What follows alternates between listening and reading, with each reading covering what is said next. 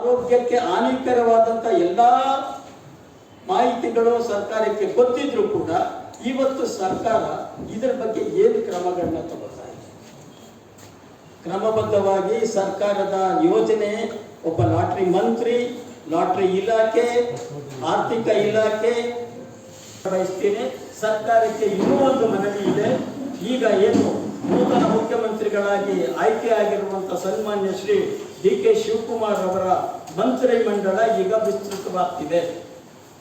ಈ ಸಂದರ್ಭದಲ್ಲಿ ಕರ್ನಾಟಕ ರಾಜ್ಯದಲ್ಲಿ ಈ ಹಿಂದೆ ಇದ್ದಂತ ಲಾಟರಿ ಮಂತ್ರಿ ಮತ್ತೆ ಲಾಟರಿ ಇಲಾಖೆ ಈಗ ಅಸ್ತಿತ್ವಕ್ಕೆ ಬರಬೇಕು. ಅದನ್ನ ಮಾನ್ಯ ಮುಖ್ಯಮಂತ್ರಿಗಳು ಅಸ್ತಿತ್ವಕ್ಕೆ ತರಬೇಕು ಅನ್ನುವಂಥ ಬೇಡಿಕೆಯನ್ನು ನಾವು ಇಡ್ತಾ ಇದ್ದೀವಿ. ಅದರ ಜೊತೆಗೆ ಏನು ನಾವು ಎಲ್ಲ ಅಂಶಗಳನ್ನು ನಾವೀಗ ಒಂದು ದಾಖಲೆ ಮುಖಾಂತರ ತಮ್ಮ ಕೈಗಳಿಗೆ ಕೊಟ್ಟಿದ್ದೀವಿ. ಇದರಲ್ಲಿ ಪೆಹಲೆ ಇಂಡಿಯಾ ಅಂತ ಹೇಳಿ ಒಂದು ಸಮೀಕ್ಷೆ ನಡೆದಿದೆ. ಒಂದು ಸಂಸ್ಥೆ, ಆ ಸಂಸ್ಥೆ ಕರ್ನಾಟಕ ದೇಶದ ಎಲ್ಲ ರಾಜ್ಯಗಳ ವಿಸ್ತೃತ ಒಂದು ವರದಿನ ಅವಲೋಕನ ಮಾಡಿದೆ. ಅವಲೋಕನ ಮಾಡಿ ಅದನ್ನು ಒಂದು ಸಮೀಕ್ಷೆ ರೂಪದಲ್ಲಿ ಒಂದು ಪುಸ್ತಕನ ಪ್ರಕಟ ಮಾಡಿದೆ. ಅದರಲ್ಲಿ ಏನು ಹೇಳುತ್ತೆ ಅಂದರೆ, ಯಾವ ಯಾವ ರಾಜ್ಯದಲ್ಲಿ ಅತಿಕ್ರಮ ವ್ಯವಹಾರಗಳು ನಡೀತಾ ಇದೆ, ಅದರಿಂದ ಆಗ್ತಾ ಇರುವಂಥ ದುಷ್ಪರಿಣಾಮಗಳೇನು, ಯಾವ ಯಾವ ರಾಜ್ಯದಲ್ಲಿ ರಾಜ್ಯ ಸರ್ಕಾರಗಳಿಂದ ನಿಯೋಜಿಸಲ್ಪಟ್ಟ ಲಾಟ್ರಿ ಯೋಜನೆಗಳಿದೆ, ಅದರಿಂದ ಸಂಪನ್ಮೂಲ ತರಿಸ್ತಾ ಇರುವಂಥ ರಾಜ್ಯ ಸರ್ಕಾರಗಳು, ಎರಡೂ ವರದಿನ ಈಗ ಅದು ಇಲ್ಲಿ ನಮಗೆ ಒಂದು ವರದಿ ನೀಡಿದ್ದಾರೆ. ಆ ವರದಿನ ನಾವು ಈಗಾಗಲೇ ಮಾಧ್ಯಮದ ಮಿತ್ರರಿಗೆ ಅದನ್ನು ನಾವು ನೀಡಿದ್ದೇವೆ. ಈ ಮುಂದೆ ನಾವು ಸರ್ಕಾರಕ್ಕೆ ಇನ್ನೊಮ್ಮೆ ನಾನು ಒತ್ತಾಯ ಮಾಡ್ತೀನಿ, ಮೊದಲು ಕರ್ನಾಟಕ ರಾಜ್ಯದಲ್ಲಿ ಲಾಟ್ರಿ ಮಂತ್ರಿನ ತಾವು ನೇಮಕ ಮಾಡಬೇಕು, ಲಾಟ್ರಿ ಇಲಾಖೆ ಅಸ್ತಿತ್ವಕ್ಕೆ ಬರಬೇಕು, ಹಿಂದೆ ಇದ್ದಂಥ ಪಾರದರ್ಶಕ ಪ್ರಾಮಾಣಿಕ ಲಾಟ್ರಿ ಯೋಜನೆ ಜಾರಿಗೊಳಿಸಬೇಕು. ಈ ವಿಚಾರವಾಗಿ ಸುಪ್ರೀಂ ಕೋರ್ಟ್ ಮತ್ತು ಹೈಕೋರ್ಟ್ ನಮಗೆ ನೀಡಿರುವಂಥ ಆದೇಶ ಏನಿದೆ, ಆ ಆದೇಶದಂತೆ ನಮ್ಮ ವಕೀಲರಾದಂಥ ಸನ್ಮಾನ್ಯ ಶ್ರೀ ಭಾಸ್ಕರ್ ಬಾಬೂಜಿಯವರೀಗ ತಮ್ಮ ಮುಂದೆ ಕಾನೂನಿನ ವ್ಯಾಪ್ತಿಯಲ್ಲಿ ಬರುವಂಥ ಎಲ್ಲ ಅಂಶಗಳನ್ನು ತಮ್ಮ ಗಮನಕ್ಕೆ ತರಬಯಸ್ತಾರೆ. ಅವರು ಲಾಟರಿ ಮಾರಾಟಗಾರರ ಸಂಘದಿಂದ ಹಲವಾರು ಆಕ್ಚುಲ್ ಆಗಿರಬೇಕಾದ್ರೆ ನೂರಾರು ಮನವಿ ಪತ್ರಗಳು 2007ನೇ ಇಸ್ವಿಯಿಂದ 2024-25ನೇ ಇಸ್ವಿವರೆಗೂ ನೂರಾರು ಮನವಿ ಪತ್ರಗಳು ಎಲ್ಲ ರೀತಿಯ ಯಾವ್ಯಾವ ಸರ್ಕಾರಗಳು ಯಾವ್ಯಾವ ಸಂದರ್ಭದಲ್ಲಿತ್ತು ಎಲ್ಲ ಸರ್ಕಾರಗಳಿಗೆ ಮತ್ತೆ ಎಲ್ಲ ಸರ್ಕಾರದಲ್ಲಿ ಇದ್ದಂಥ ಮಂತ್ರಿಗಳು ಅಧಿಕಾರಿಗಳು ಎಲ್ಲರಿಗೂ ಮನವಿ ಪತ್ರಗಳನ್ನು ಸಲ್ಲಿಸಿ ಯಾವುದೇ ಮನವಿ ಪತ್ರಕ್ಕೂ ಒಂದೇ ಒಂದು ಉತ್ತರ ಸಹ ಇದುವರೆಗೂ ನಮ್ಮ ಸಂಘಕ್ಕೆ ದೊರೆತಿಲ್ಲದ ಕಾರಣ ನನ್ನ ಹತ್ರ ಒಂದು ಪೆಟಿಷನ್ ಫೈಲ್ ಮಾಡಿ ಹೈಕೋರ್ಟಿಂದ ಸರ್ಕಾರಕ್ಕೊಂದು ನಿರ್ದೇಶನ ಕೊಡಿಸಿ, ನಮ್ಮ ಏನು ಲಾಟ್ರಿ ಮಾಡಿ ಅಂತ ಕೊಡಿಸಿ ಅಂತ ಕೇಳಲಿಲ್ಲ, ನಮ್ಮ ನಮ್ಮ ನಮ್ಮ ಮನವಿ ಪತ್ರಗಳಿಗೆ ಒಂದು ಅದನ್ನು ಪರಿಗಣಿಸಿ ಏನಾದರೂ ಒಂದು ಕ್ರಮ ತಗೊಳ್ಳೋದಕ್ಕೋಸ್ಕರ ಒಂದು ಆದೇಶ ಕೊಡಿಸಿ ಅಂತ ನನಗೆ ಒಂದು ಅಪ್ರೋಚ್ ಮಾಡಿದ್ರು. ಅದು ಪಿಟಿಷನ್ ಫೈಲ್ ಮಾಡಿದ್ರು.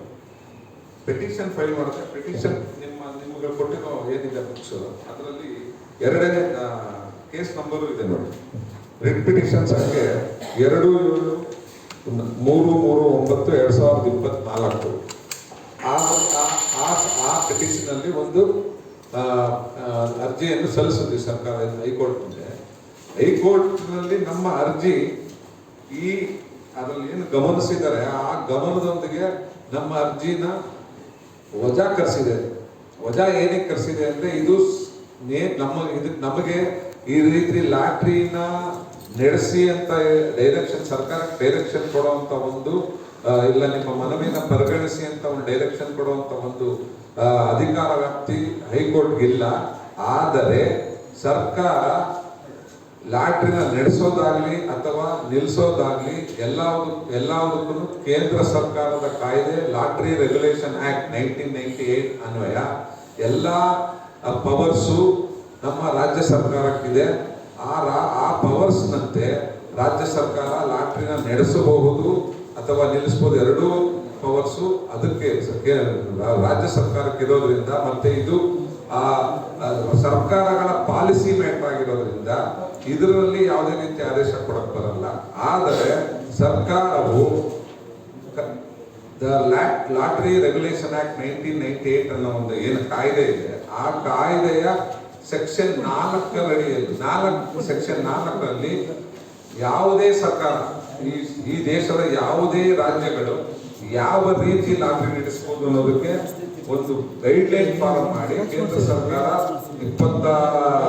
22 ವರ್ಷಗಳಿಂದಲೇ ಕಾಯ್ದೆ ರೂಪಿಸಿದೆ.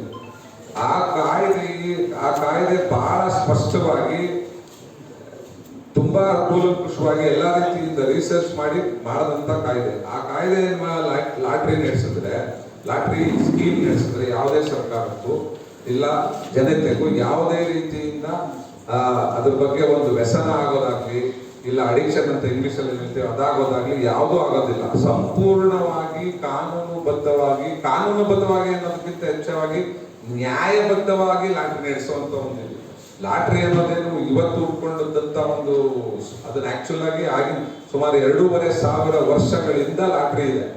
ಇವತ್ತಿನವರೆಗೂ ಪ್ರಪಂಚದಲ್ಲಿರುವಂತ ಎಲ್ಲಾ ದೇಶಗಳಲ್ಲೂ ಲಾಟ್ರಿ ನಡೀತಾ ಇರೋ ದೇಶಗಳಲ್ಲೂ ಆ ಲಾಟ್ರಿಯಿಂದ ಬಂದಂತ ಹಣ ಸಾರ್ವಜನಿಕ ಒಳಿತಿಗೆ, ಸಾರ್ವಜನಿಕರ ಬೆನಿಫಿಟ್ಗೆ, ಈ ಒಂದು ಅದೇ ಉದಾಹರಣೆ ಹೇಳ್ಬೇಕು ಅಂದ್ರೆ ಹಾಸ್ಪಿಟಲ್ ಇರ್ಬೋದು, ಸರ್ಕಾರಿ ಶಿಕ್ಷಣ ಸಂಸ್ಥೆಗಳಿರ್ಬೋದು, ಮತ್ತೆ ಹಲವಾರು ಇಲ್ಲ ರೋಡ್ಗಳು ಡೆವಲಪ್ಮೆಂಟ್, ಯಾವುದೇ ರೀತಿಯ ಸಾಮಾಜಿಕ ಉನ್ನತೀಕರಣ ಅಥವಾ ಸಮಾಜದ ಅಭಿವೃದ್ಧಿಗೋಸ್ಕರ ಆ ಹಣ ಉಪಯೋಗಿಸಿ ಹಲವಾರು ದೇಶಗಳು ಮುಂದೆ ಬರೀತಾ ಇದ್ದಾರೆ. ಹಲವಾರು